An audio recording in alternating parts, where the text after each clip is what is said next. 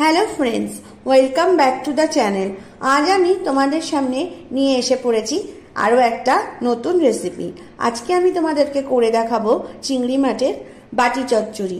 তো চলো দেখে নাও আমি চিংড়ি মাছের বাটি চচ্চড়ি কিভাবে তৈরি করছি। তো আমি এখানে চিংড়ি মাছের বাটি চচ্চড়ি বানানোর জন্য এখানে পেঁয়াজ কুচি, টমেটো কুচি, শিম, বেগুন, মিষ্টি কুমড়ো, এরকম করে কেটে নেওয়া আলু সব একসাথে নিয়ে নিয়েছি। তো এবার আমি এখানে এর মধ্যে দিয়ে দেব বেশ খানিকটা সর্ষের তেল, আর দিয়ে দেব এর মধ্যে নুন দিয়ে এবার এটাকে খুব ভালো করে আমি মেখে নেব।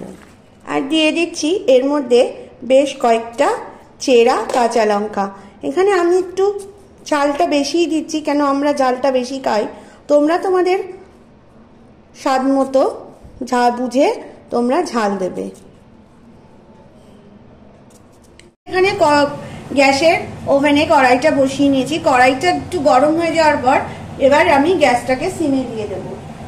এবার এর মধ্যে যে সমস্ত কিছু দিয়ে নুন, কাঁচা লঙ্কা, তেল সমস্ত কিছু দিয়ে সবজিটাকে আমি মেখে নিয়েছিলাম, এবার এটাকে আমি এর মধ্যে দিয়ে দিচ্ছি। এবার দিয়ে দেবো আমি এর মধ্যে চিংড়ি মাছটা।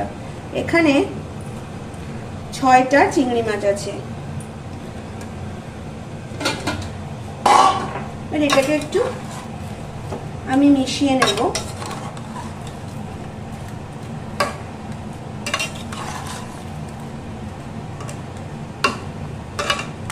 মিশিয়ে আমি এটাকে এবার ঢাকা দিয়ে রেখে দেব। এবার এটাকে হতে দেব গ্যাসের।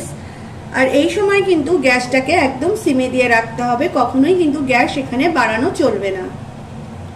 তো বন্ধুরা, আমার এখানে দেখতে পাচ্ছ তোমরা আমাদের সবজির থেকে কতটা জল বেরিয়ে গেছে। তো আমাদের সবজিগুলো কিন্তু এখানে নরম হয়ে গেছে। তো এবার আমি এর মধ্যে দিয়ে দিচ্ছি পরিমাণ মতো হলুদ গুঁড়ো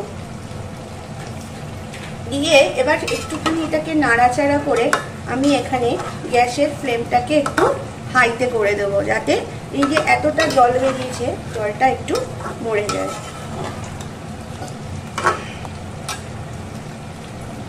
তো বন্ধুরা, আজকে আমার চিংড়ি মাছের বাটি চচ্চড়ি রেসিপিটা একদম রেডি গরম গরম সার্ভ করার জন্য।